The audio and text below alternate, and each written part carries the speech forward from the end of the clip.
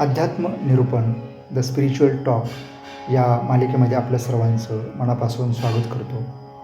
मित्र हो, तृप्ती हा आत्म्याचा स्वभाव आहे आणि अतृप्ती हा मनाचा स्वभाव आहे. मन सतत कुठल्या ना कुठल्या भौतिक गोष्टीसाठी तळमळत असतं, तडफडत असतं.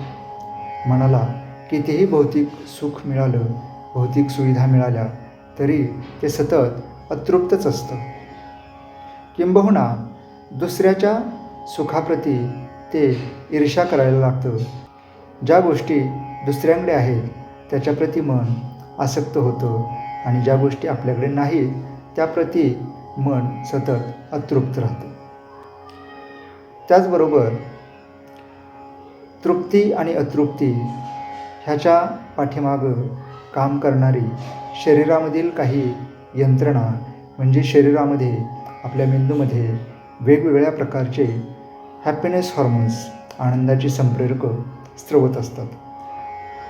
ती आनंदाची संप्रेरकं असंतुलित झाल्यानंतर मानसिक पातळीवर, शारीरिक पातळीवर काही नकारात्मक परिणाम आपण अनुभवत असतो.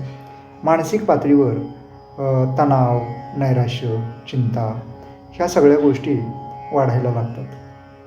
सर्व प्रकारच्या शारीरिक आणि मानसिक व्याधीवरती साधा सरळ उपाय म्हणजे आपल्या दैनंदिन जीवनामध्ये अध्यात्माचं अधिष्ठान असणं. योग, मेडिटेशन, प्राणायाम ह्या सगळ्या गोष्टी आचरणात आणणं गरजेचं आहे. आजच्या धावत्या युगामध्ये, जीवनशैलीमध्ये आपण योग आणि अध्यात्माचं अधिष्ठान ठेवणं अगदी गरजेचं आहे.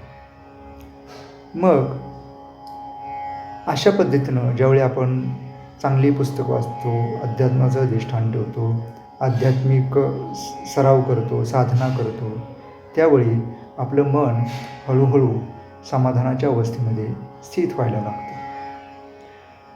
तसं पाहिलं तर तृप्ती हा आत्म्याचा स्वभाव आहे आणि अतृप्ती हा मनाचा स्वभाव आहे.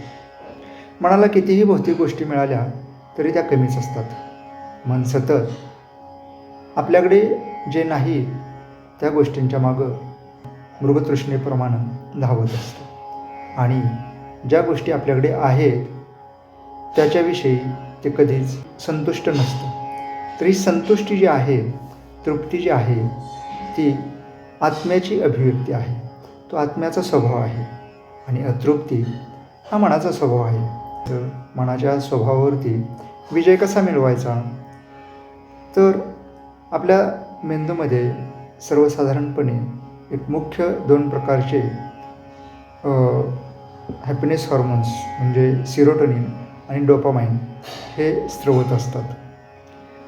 तसे हॅपीनेस हॉर्मोन्स अनेक आहेत, पण आता आपण फक्त सिरोटोनिन आणि डोपामाइन याविषयीच बोलणार आहोत. अध्यात्माच्या अंगाने ह्यांचा रोल आपण समजून घेणार आहोत आणि सुख आणि समाधान, शांती हे काय आहे, कशा पद्धतीनं अनुभवास येते हे न्यूरोसायन्सच्या माध्यमातून आणि आध्यात्मिक सायन्सच्या माध्यमातून आपण समजून घेणार आहोत. तर सेरोटोनिन हे मूड स्टॅबिलायझर, मूड स्थिर ठेवणारं एक हॉर्मोन्स आहे, एक ब्रेन केमिकल आहे किंवा त्याला बायोकेमिकल असंही म्हटलं जातं. आणि डोपामाइन हे मूड बूस्ट करणारं एक हॅपीनेस हॉर्मोन्स आहे.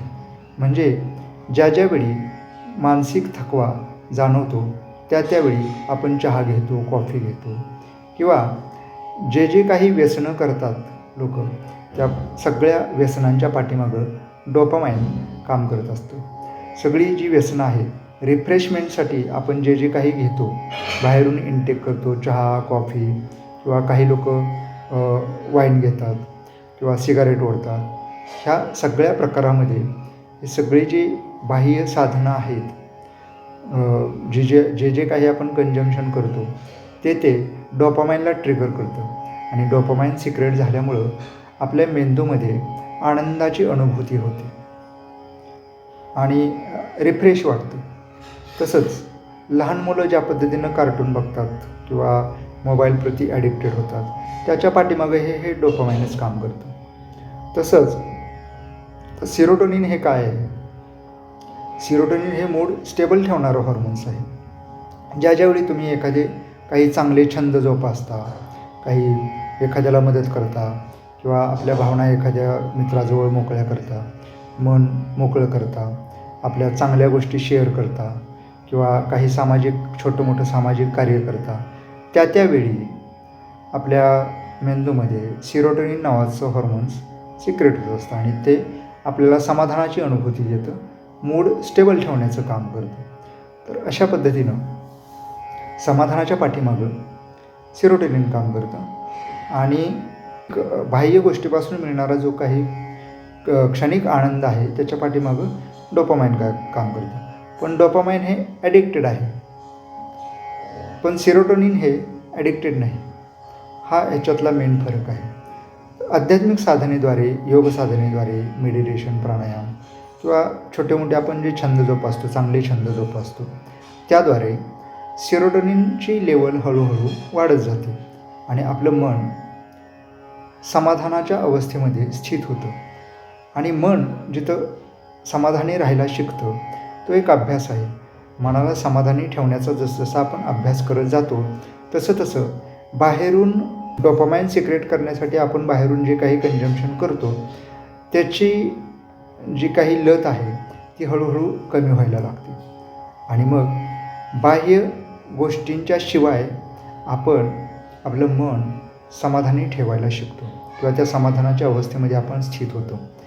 ज्यावेळी आपण आपल्या श्रद्धास्थानाप्रती, आपल्या गुरुप्रती, आपण ज्या कुठल्या परमेश्वराच्या स्वरूपाला मानतो त्याच्याप्रती ज्यावेळी समर्पण भाव निर्माण होतो, त्यावेळी आहे त्या परिस्थितीमध्ये आपण समाधानी राहायला शिकतो. आणि असं समाधानी राहायला शिकल्यानंतर बाह्य वस्तूप्रती, बाह्य भौतिक गोष्टींप्रती असणारी मनाची जी धाव आहे ती हळूहळू कमी व्हायला लागते. म्हणजे आध्यात्मिक अंगाने सांगायचं झालं तर जोपर्यंत कर्तेपणा आहे तोपर्यंत मन हे अतृप्तच राहणार आहे. मग जसं साधक आध्यात्मिक साधनं करत जातो, नामस्मरण करत जातो, मेडिटेशन करत जातो, ध्यानधारणा करत जातो, तसं त्याच्यामध्ये समर्पण भाव जागृत होतो. मग ब्रह्मचैतन्य महाराज गोंदवलेकर यांनी एक छोटंसं सूत्र दिलेलं आहे. हातात काम, मुखात नाम आणि कर्ता राम.